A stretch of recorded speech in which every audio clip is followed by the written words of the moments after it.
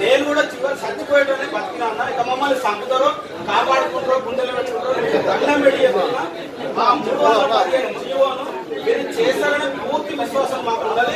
మాకు చెప్పండి అన్న, మాకు అష్యూరెన్స్ ఇవ్వండి. మేము ఒకటి ఈ డిఎస్సి ద్వారా మీరు నింపుతారు పేరున్న ప్రాంతాలలో తీసుకురండి. ఎక్కడ దగ్గర అయితే అక్కడన్నా, మేము ఇక్కడక్కడ మీకు చెప్పాము. దయచేసి మా బాధను అర్థం చేసుకొని మీ తమ్ములుగా మమ్మల్ని కొంచెం కాపాడండి అన్న. మా పిల్లలు ఎదిగిన పిల్లలు ఉన్నారన్న, ఇప్పుడు పెళ్లిళ్ళు చేయాలి, ఇప్పుడు ఎక్కడికైనా నౌకరీ చేయాల్సిందే, మేము కాదని అంటలేదు. కాబట్టి దయచేసి మీరు పెద్ద మనసుతోని, ముఖ్యమంత్రి గారు మంచి మనసుతో చేస్తా అని అన్నారు. మీరు మా అన్నగా మీరు ఎందుకైనా మీరు దాచుకుంటే అవుతుంది అన్న. ముఖ్యమంత్రి గారు హామీ ఇచ్చినారు, దాన్ని క్యాబినెట్ జ్ఞాపకం చేస్తాం. పరిష్కారం చేయడం అనివార్యం, అవసరం. దాని కొరకు నేను బాధ్యత మధ్య కృషి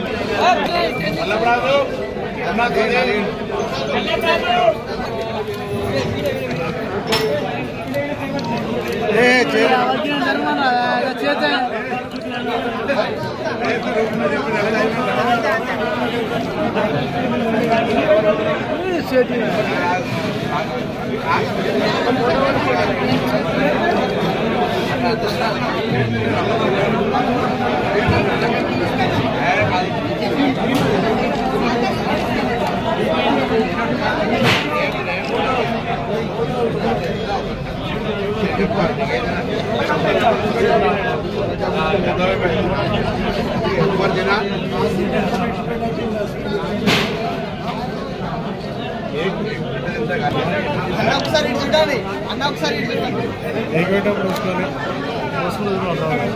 అన్న, ఒకసారి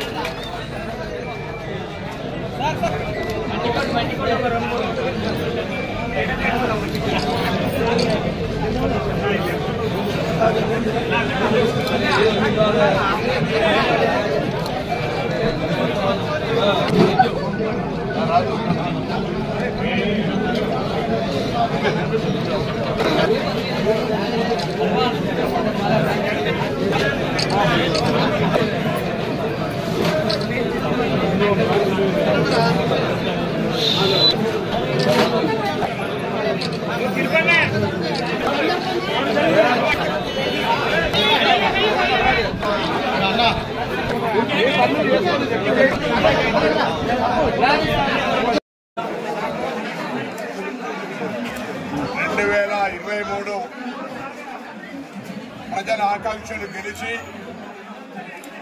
నియంతృత్వం పోయి ప్రజల పక్షమైనటువంటి ప్రజా పరిపాలనను మార్పు కోరుకున్నటువంటి సంవత్సరం ఈ 2023కు ఘనంగా వీడుకోలు చెప్తూ 2024లో ఈ 6 గ్యారెంటీలు అయితే కాంగ్రెస్ ప్రభుత్వం చేస్తామని చెప్పినామో అందుకు సమితి పాలన అప్లికేషన్లు జరుగుతూ ఉంది.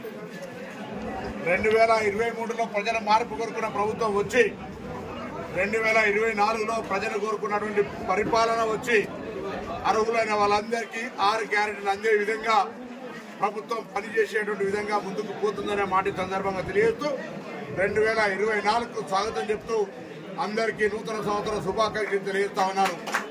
తప్పకుండా మీరు కోరుకున్నటువంటి విధంగా అడుగులు పడతా ఉన్నాయి ప్రభుత్వమే.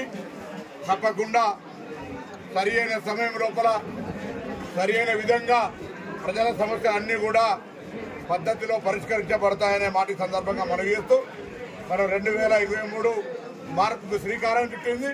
2024 ఆ మార్పుకు అమలు శ్రీకారం చుట్టే విధంగా ముందుకు పోవాలని ఆకాంక్షిస్తూ అందరికీ కూడా మరొక్కసారి నూతన సంవత్సర శుభాకాంక్షలు తెలియజేస్తూ హుస్నాబాద్ నియోజకవర్గ ప్రజలకు ప్రత్యేకించి నా హృదయపూర్వక శుభాకాంక్షలు తెలియజేస్తాను.